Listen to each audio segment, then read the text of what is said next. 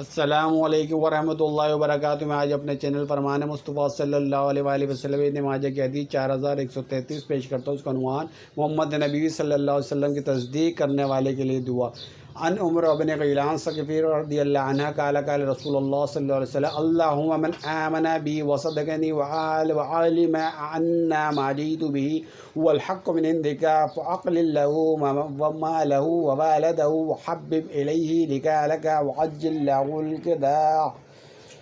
हज़रत उमर बिन ग़ैलान सक़फ़ी रज़ियल्लाहु अन्हु मरवी है कि रसूल सल्लल्लाहु अलैहि वसल्लम ने फरमाया, ए अल्लाह, जो शख्स मुझ पर ईमान लाया, मेरी तस्दीक की और उसने सदक़े दिल से जान लिया कि जो शरीयत में लाया हूँ वो तेरी तरफ से बरहक है, तू उसे कम माल और कम औलाद दे ताकि बरोज़ हशर उसे हिसाब व किताब में आसानी और उससे अपनी मुलाकात की मोहब्बत दे और उसे जल्दी मौत दे ताकि उस पर गुनाहों का बोझ कम हो। अल्लाहु अकबर। सल्लल्लाहु अलैहि हबीब सल्लल्लाहु अलैहि मुहम्मद सल्लल्लाहु अलैहि वसल्लम।